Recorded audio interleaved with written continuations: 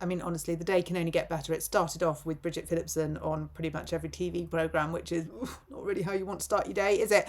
But it has provided me with the opportunity to out some of her lies. And I feel as though that's, in the national interest, so I'm going to do it. By the way, I always say to you, please like and subscribe and share, which is so that we can spread the word. But on this one, you don't have to like and subscribe if you don't want to, but please do share it, because what she's doing, the way that she's trying to appeal to the masses, is exactly that. Appeal to the masses with these little headlines without actually giving you the real fact underneath it. So it sounds good, but the reality is so very, very different. And she talks about when Camilla Tominey says, it's not a good look for the Education Secretary to have an increase of 67% of schools closing on her watch. So Bridget bats that off. She sort of deflects that like she deflects everything, like they all don't actually answer. And the way that she does that is say that there are more independent schools opening. Now, this is just not true. And the reason this is not true is the bit that's important, and this is what is important that we share. So the schools that she's talking about are special educational needs schools funded by the local authorities. Now, the local authorities are funded by the taxpayer. So the mainstream independent schools that are closing are funded by the parent. And the children that are coming out of that, and Bridget will say, it was up to the schools how they passed on the increase in VAT. She doesn't talk about national insurance, but it was how they passed on the increase to VAT. She doesn't accept that there was no headroom for a lot of these schools. And also, the schools may well have decided how they passed on the increase, but for a lot of families, any increase was just too much, because she's excluding the fact that we're being battered left, right and centre by Rachel Reeves anyway. So there is no headroom in the family budget. So she makes so many assumptions because it's easier just to be derogatory and deride a system that she wasn't part of. And she talks about, excessively, there are more independent schools opening.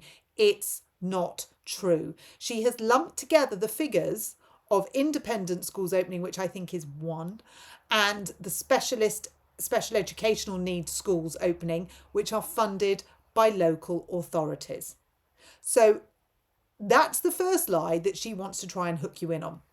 She's then interviewed a lot about welfare, and what she says about welfare, you could apply to every other Labour policy, but of course they don't, because that would make sense.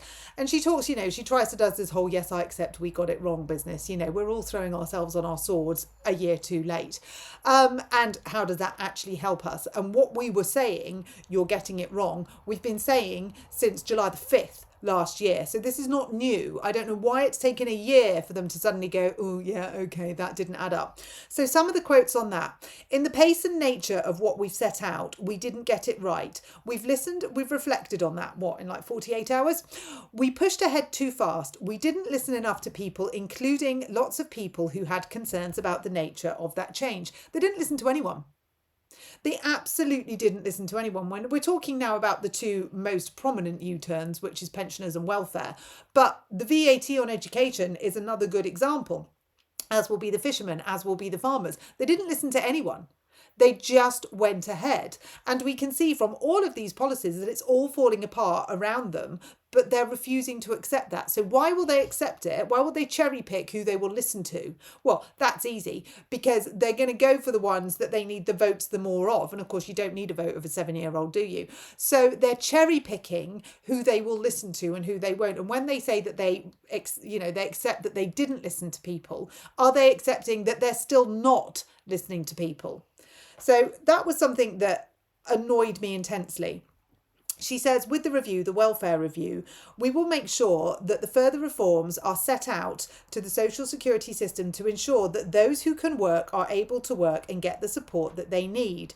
Now, in that, she is glossing over the massive issues of the actual reform bill itself, but she's talking about people getting what they need. So this would infer that she cares about people getting what they need. And she goes on to say, critically, those who are the most vulnerable, who need the continued support, we make sure that they get that too. critically those who are the most vulnerable and need the continued support. So again, this would suggest that she recognises that there are people in society that need support. Now, if we refer that to children in education who need support of an independent sector so that they can get the education that they need that suits their need, they are currently being supported by their parents. That is who's paying for that, not the taxpayer. The parents are paying for their child's education in the independent sector, and they're paying for a percentage of education in the state sector, even though they're not using it. But they can't afford the increase in national insurance, cost of living, VAT. So they're moving into the state sector. Will they then continue to get the support that they need? No. The children that are already in the state sector are not getting the support that they need. So why are we assuming that the children coming from the independent sector will get the support they need? You know, there's a lot of arguments going, well, state is there for everybody, it's perfectly adequate for everybody. It's not. It's failing children left, right and centre. So Bridget, on the one hand, is accepting that there is a group in society that needs support, but on the other hand, ignoring the group in society that needs support whose parents are paying for that support because she doesn't like them because they're rich and posh in her mind. So she says, why did she get into politics? Now, this is really interesting. I came into politics to ensure that where a child comes from doesn't determine what it can go on to achieve. So when a child comes from a background where mum and dad have decided that they're going to pay for their education because they don't think that it's going to get what it needs in the state system, and then that is withdrawn, what's happening? Are we disadvantaging that child? Does that child's background then have a direct influence on what it can go on to achieve? It's also suggesting that children can only achieve things if they went to the right school. Now, obviously, that plays a massive part, particularly in special educational needs, but it's also part of the jigsaw. And that jigsaw has other components like family, like parents, like community. And Bridget is so entrenched in the fact that when she went to Oxford and she was asked what school she went to, and she said, well, I can tell you, but you'd never have heard of it. That for her is an issue. Now, I can tell you where I went to school and you'll never have heard of it. Do I care? No, not really. Should you have heard of it? No, not really. Why should you? Did it serve me well? Yeah. Am I glad I went there? Yeah, on the whole. I mean, school was never going to be brilliant for me, no matter where it had been. But am I bothered that you don't know where my school was? No. But Bridget is, because Bridget feels like it's a badge of honour to have gone to a school that people will have heard of. And that is where this whole axe wielding is coming from. Bridget's own insecurities of her background. It is her who feels that her background disadvantaged her, not us. We don't feel that. And when we're talking about disadvantage, if you're looking at a kid that went to a really good Catholic school and then went on to Oxford University, where's the disadvantage? Now, it might have been in other areas of her life, I can't speak for that, but it looks to me as though academically she did all right for herself, and she's now in a position where she's earning way more money than me, as are the entire front bench, and she's in a irritating position of authority in the government. So where was she disadvantaged? Now, if you were disadvantaged by your home setup, you can't take that out on all of us. That's for you to deal with. That's your family's nucleus to deal with. You need to get on with that.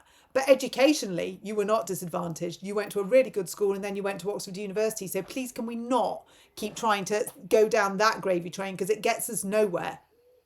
It really diminishes what children are capable of doing themselves. Now, I have never argued and will never argue that support shouldn't be there for all children. And for all children, for me, that's not 93%, 94%, that's 100%.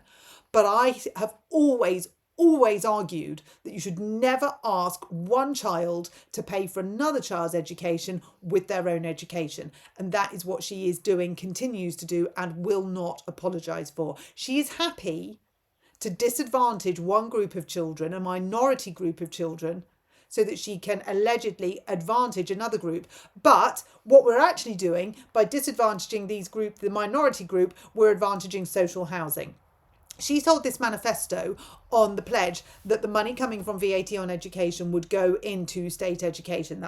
They were her words. That's what she said was the reason behind this. That was the rhetoric. It's now going into social housing. It's now not earning anywhere near what she said it was going to earn because the whole thing has imploded. But we're not reflecting on that, are we, Bridget?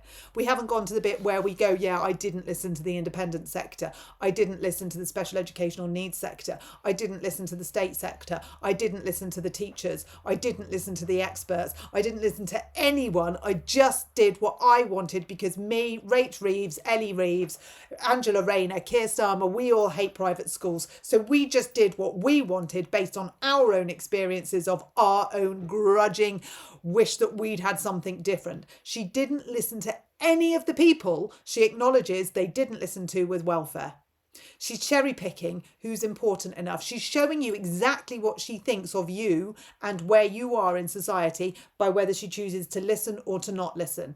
And she's lying. So let's get that fact really, really straight on the number of independent schools that are opening. They are not mainstream independent schools. They are local authority funded special educational schools, which are niche, small schools.